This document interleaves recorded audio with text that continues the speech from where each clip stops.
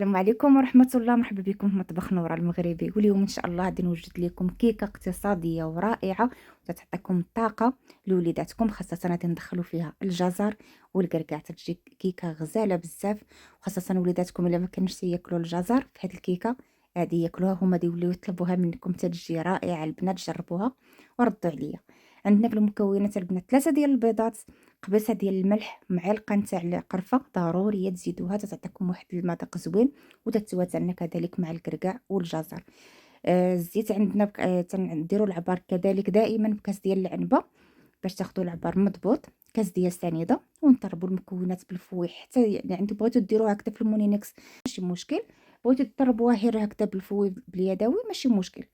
نفس الطريقه تعطينا نفس النتيجه. وفي الاخير تنزيدوا كاس ديال الماء وتنطربوا داك الخليط نتاعنا مزيان باش تذوب لينا السكر. هنا البنات هذا صايبة العسل كما ديما ضروري، العسل انا ما تيخطانيش في الوصفات نتاعي، تنحضروه كامل زيلي تيجي زوين بزاف. هذوك القطع نتاع الليمون والبرتقال غادي نزيدهم تيعطيو واحد المذاق زوين بزاف، هي هكذا جوج ديال درجات نتاع الحامض. وكذلك البرتقال المعسل تيعطيو واحد المذاق البنات زوين.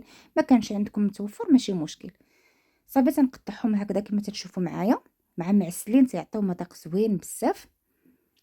وكذلك مع فيهم المذاق ديال الزهر وفيهم القرفه والمسكه الحره، فتيتواتاو عندنا الكركاع والجزر يتواتاو مع هاد المكونات اللي زدنا له. كما تشوفوا معايا كميه هكذا ماشي بزاف، ولكن راه داك القطع محدكم تتناولوهم مع الكركاع والجزر فتيجيو مذاق زوين بزاف. كميه نتاع الكركاع هكذا كاس تقطعوه هكذا تحاشيوه في الهاشوار اولا هكذا ما تستحنش باش تيبقى باين، باش تكونوا تتناولوها تيبان داك الكركاع فيها. انا من الاحسن نقطعته هكذا غير بالموس على القراده. صافي بالنسبه هنايا للخيزو درت جوج، حكوهم هكذا في الحكه كتكون مغليظه مرقيقه. ومن الاحسن نزيدوا عليهم جوج معالق هكذا اولا 3 ديال الطحين. علاش نزيدوهم البنات الطحين؟ باش ما تيخليش داك الجزر نتاعنا يهبط هي لتحت ملي تنديروا الكيكه طيب في الفران، فتيبقى متوزع في الكيكه كامله.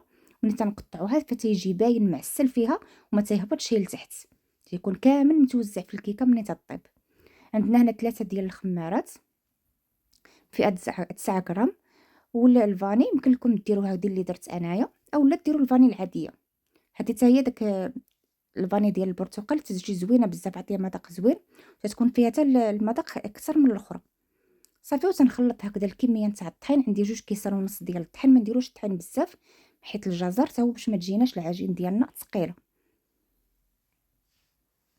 صافي وتنبقاو هنايا تنخلطو حتى تجمع لينا الطحين هكذا مزيان، ما تيبقاش باين او الجزر تيبقى حتى هو باين. صافي تنزيدو هكذا في هذه الاثناء الكركاع، ويمكن لكم تزيدوا معاه حتى اللوز تتعطي واحد المذاق اللي هو زوين. كذلك قطع ديال الشوكولا يمكن لكم ديروها فيها ملي تطيب من الداخل تتجي دايبه، الاختيار ليكم تيبقى. والوصفه تنشاركوها معكم، نتمنى تنال اعجابكم وتجربوها. وليداتكم نهائيا ما غاديش يحسوا فيها الجزر، ولكن تعطيهم واحد الطاقه للصحه ديالهم زوينه بزاف. كما تنعرفوا القيمه الغذائيه نتاع الجزر زوينه بزاف وتعطينا طاقه.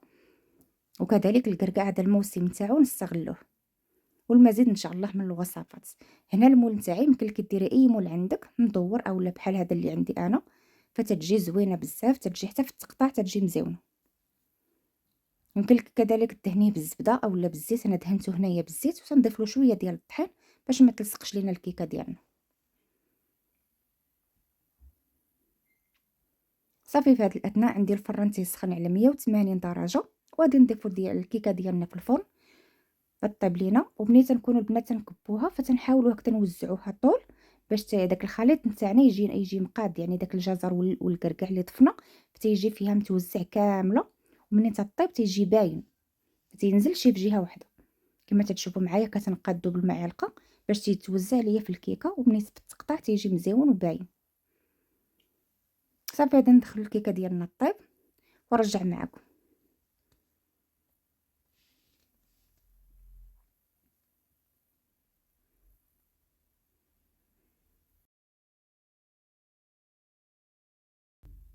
وهذه الكيكه ديالنا بعد ما طابت شوفوا كي تجي رائعه البنات، محمره وطالعه. يعني الا بغيتو تزيدوا واحد الاضافه ديال المعلقه ديال الخل فتتجي لكم حتى الكيكه طالعه اكثر. انا نسيته في الاول، يمكن لكم هذا تزيدوه الخل تيجي زوين بزاف، تديروا هكا واحد المعلقه تعطي واحد يعني تنفخ الكيكه مزيان. صافي وغادي نحاولوا هكا نحيدوا لها هكا داك الجوانب الا كانت لاصقه، ونديروها في التبسيط ديال التقديم، وتناولوها ان شاء الله نتوما ووليداتكم بالصحه والراحه.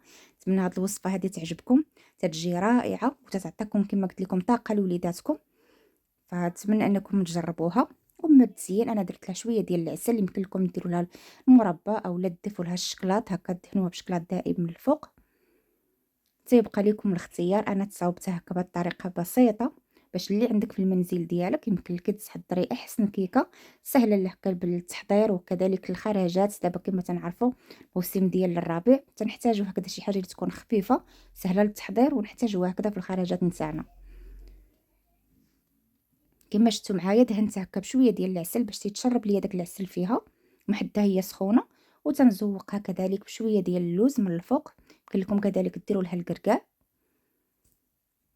اللي عندكم متوفر، يمكن لكم تزينوا به. تزيين تيبقى اختياري، ولكن الوصفه الاساس ديالها كيف ما جربتها معكم ان شاء الله تجربوها وتنال اعجابكم وبالصحه والراحه. شكرا على المتابعه، وان شاء الله نتلاقاو فيديو جديد ان شاء الله.